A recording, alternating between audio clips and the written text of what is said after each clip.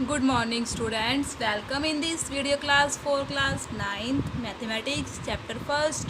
आज हम आपको जो एक्स्ट्रा सम होमवर्क में दिए गए थे उनके सॉल्यूशन बता रही हूँ। तो देखिए क्या है वो, आपको जो सम दिए गए थे उनकी स्टेटमेंट ये है।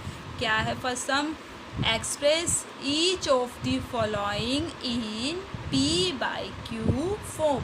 हमें इनको p/q की फॉर्म में लिखना है। तो क्या है फर्स्ट सम आपका 0.7 बार और 0.32 बार 0.459 बार। अब पहले मैं ये बताना चाहूँगी, ये आपके पास क्या होती है टर्म, ये रैशनल नंबर में लिखी जाती हैं। ये क्या होती है, टर्मिनेट तो होती है लेकिन हमारे पास क्या होती है, टर्मिनेट नहीं होती है। तो ये क्या होती है, आगे ही आगे रिपीट होती रहती है। तो क्या होती है ये, नॉन टर्मिनेट रिपीटिंग टर्म। कौन सी होती है, नॉन टर्मिनेट रिपीटिंग टर्म। हम इसको p/q की फॉर्म में लिख सकते हैं। तो देखिए जैसे इसका सेकंड पार्ट में देखिए क्या है आपके पास, 0.32 बार, इसका बार है आपके पास। हमें इसको क्या करना है, p/q की फॉर्म में। हमने इसको क्या मान लिया है, x। क्या मान लिया है, x। अब बार कितने डिजिट के ऊपर है, 2 डिजिट के ऊपर। तो किससे मल्टीप्लाई करेंगे, 2 0 लगा के और फिर 1। तो यानी किससे मल्टीप्लाई करेंगे, 100 से। तो क्या लिख दोगे, मल्टीप्लाई बोथ साइड बाय 100। तो 100 से इधर मल्टीप्लाई कर दिया और 100 से ही मैंने इधर मल्टीप्लाई कर दिया। अब आपको पता है जब भी आप मल्टीप्लाई करते हो तो पॉइंट क्या होता है, उतना ही डिजिट आगे चला जाता है। तो 2 डिजिट, यहाँ पे 2 0 है तो 2 डिजिट और लिख दीजिए। अब इसको पहले मैं लिख सकती हूँ 3 2 3 2 3 2 लिख सकते हैं ना, 0 पॉइंट। अब इस पॉइंट को यहाँ से हटा के हम कहाँ पे शिफ्ट कर देंगे, 2 पॉइंट और आगे, यहाँ से कैंसिल कर देंगे। तो क्या बन गया ये 32.32। ये बार बार 32 आ रहा है, इसके ऊपर मैंने क्या लिख दिया है, बार। तो 32.32 बार। ये क्या है, 100x। ये 1 इक्वेशन और ये सेकेंड।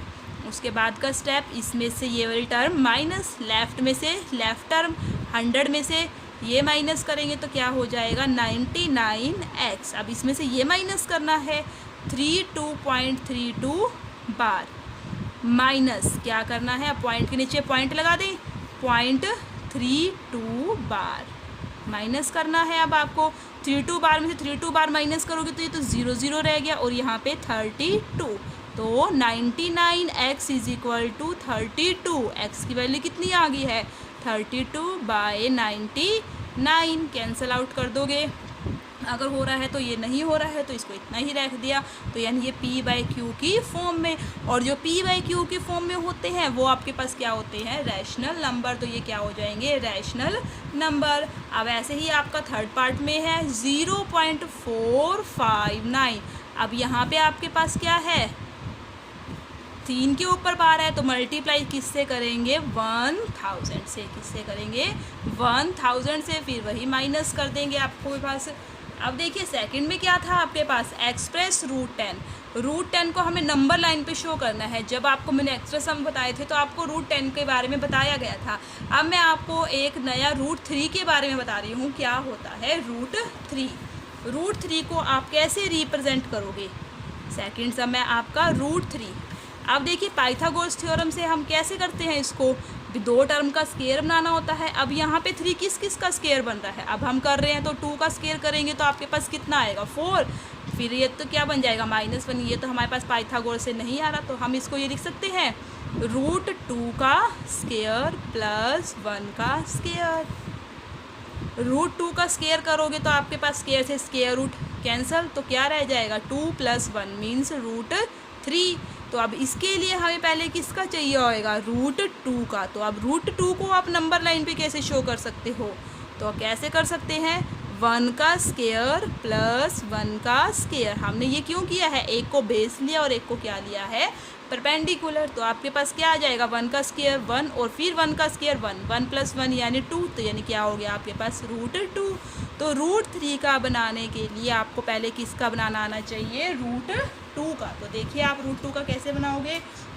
हमने एक लाइन ड्रॉ कर ली है, कितने भी ले सकते हो आप, और हमने उसके क्या कर दिए हैं इक्वल पार्ट्स, और यहाँ पे 1 और 1 है, तो यानी मैंने 1 और 1 यूनिट ले ली है। मान लो 2 को ले रही हूँ मैं 1 यूनिट, यहाँ पे ये 2 और फिर क्या हो जाएगा 2। यहाँ पे आपने 90 डिग्री का एंगल बनाना है। मान लीजिए ये कितने का है आपका 90 डिग्री का एंगल, ये भी 1 यूनिट है और ये भी क्या है 1 यूनिट, और 1 यूनिट को आपने कितना ले रखा है 2 सेंटीमीटर। ठीक है, इसको O, इसको A और इसको क्या कह दिया B। अब जैसे ही अगर ये हमारे पास क्या है बेस, इसको हमने बेस मान लिया, इसको क्या कह दिया परपेंडिकुलर, तो बेस का स्केयर प्लस परपेंडिकुलर का स्केयर राइट एंगल ट्रायंगल में ये कितनी आ जाती है आपके पास हाइपोटेन्यूज। हाइपोटेन्यूज कितना आएगा √2, क्योंकि 1 का स्केयर प्लस 1 का स्केयर इज इक्वल टू क्या हो जाएगा 1 + 1 मीन्स 2 और उसका स्केयर रूट यानी √2। अब आपको √2 का पता लग गया है, लेकिन हमें तो किसको करना था √3 को। अभी तो हमारे पास √3 नहीं आया, अब आपको √2 पता है। अब हम क्या करेंगे, इसके ऊपर 90 डिग्री का एंगल बना देंगे। तो 90 डिग्री का एंगल बनाओगे तो क्या हो जाएगा आपके पास, दोबारा फिर हम पाइथागोरस थ्योरम लगा सकते हैं। फिर √2 + 1 के लिए यानी 1 यूनिट, 1 यूनिट हमने किसको ले रखा था 2 सेंटीमीटर को, तो यहाँ से हमने 2 सेंटीमीटर की ये लाइन लगा दी है। इसको A P, इसको क्या कह दिया है P'। अब ये कितनी है ये 1, तो ये क्या आ जाएगी आपके पास √3, क्या आ जाएगी √3। समझ में आ गया है, क्योंकि देखिए परपेंडिकुलर स्केयर यानी 1 का स्केयर और बेस का स्केयर यानी √2 का स्केयर, √2 का स्केयर और 1 का स्केयर, तो यहाँ से क्या आ जाता है आपके पास हाइपोटेन्यूज का स्केयर, तो यानी क्या हो जाएगा √3। अब आपने इसको नंबर लाइन पे शो करना है। हमें पता लग गया अभी यहाँ से यहाँ तक की लेंथ कितनी है √3, तो अब आप क्या कर दोगे ये ऐसे शो कर दोगे, क्योंकि देखो नंबर लाइन पे आप 1 शो कर सकते हो 2 शो कर सकते हो। अब हमने क्या कह दिया A से लेके B, O से लेके B तक लेंथ कितनी हो गई है √3, तो हमने किसको नंबर लाइन पे शो कर दिया है √3 को भी। ये लेंथ है जो वो क्या है √3 लेंथ। समझ में आ गया है।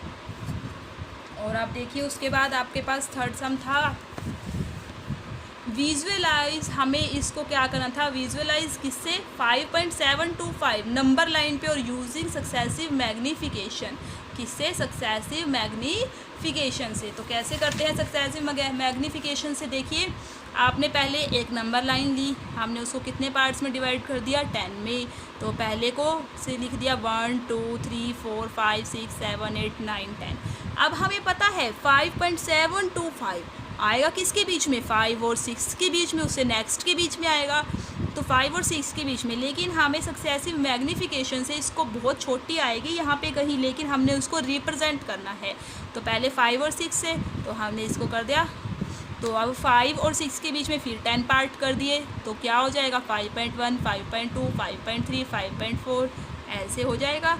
अब ये ऐसे करते करते अब लास्ट में इसके बाद क्या है 5.7 यहाँ पे है ना 5.7, तो यानी ये वाली टर्म किसके बीच में आएगी ये वाली टर्म, और उसमें 1 ऐड करने पे मीन्स 5.7 एंड 5.8 इन दोनों के बीच में।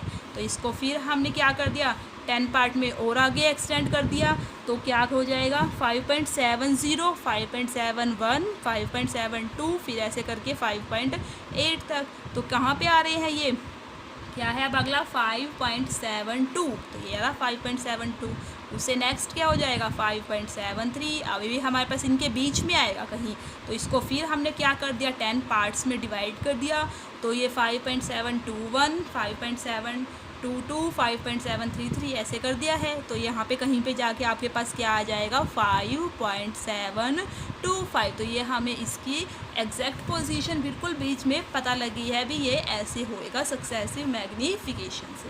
समझ में आ गया है। एक आपके एक्स्ट्रा सम जो आपको पहले गिवन थे, तो वो देखिए उसमें क्या था आपके पास, find 4 rational numbers between 1 and 2/3। अब आपको 1 and 2/3 के बीच में रैशनल नंबर निकालने हैं, 1 and 2/3। तो देखिए क्या हो जाएगा आपके पास। सबसे पहले क्या मेथड बताया गया था, दोनों के डिनोमिनेटर को आप सेम करते हो। अब यहाँ पे डिनोमिनेटर क्या है 3, तो हमें क्या करना पड़ेगा, 3 से मल्टीप्लाई कर दिया और 3 से ही डिवाइड कर दिया, तो क्या हो जाएगा 3/3 और 2/3।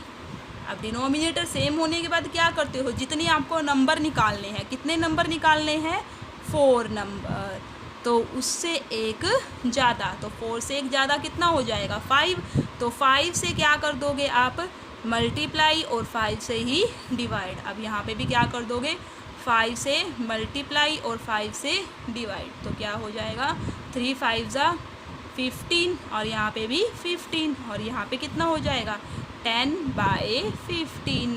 अब देखो इनके बीच में रैशनल नंबर कौन कौन से आ जाएंगे, 10 के बाद 11/15, फिर 12/15, 13/15, 14/15। समझ में आ गया है। और नेक्स्ट सम वो भी आपका ऐसे ही है, ठीक है। इसके बीच में भी आपको 5 रैशनल नंबर निकालने हैं। अब नेक्स्ट में देखिए हमें इसमें ये बताना था कौन सा टर्मिनेट है और कौन सा नॉन टर्मिनेट है। अब जब आप इसको डिवाइड करोगे तो आपके पास क्या आएगा क्वेश्चन 3.25 मीन्स क्वेश्चन क्या हो रहा है, ख़त्म हो रहा है, टर्मिनेट। अगले को भी करोगे तो ये ख़त्म हो रहा है इसका, तो 0 आ रहा है रिमाइंडर, तो ये क्या हो जाएगा टर्मिनेट। बट जब अगला करोगे तो आपके पास बार बार रिपीट हो रहा है, यानी नॉन टर्मिनेट मीन्स रिमाइंडर तो इसका 0 नहीं आ रहा, और क्या आ रहा है नॉन टर्मिनेट, बट क्या है रिपीटिंग, क्या है रिपीटिंग। समझ में आ गया है। आपको यही बताना था भी ये टर्मिनेटर कौन से हैं और कौन से नॉन टर्मिनेट है। Thank you, have a nice day.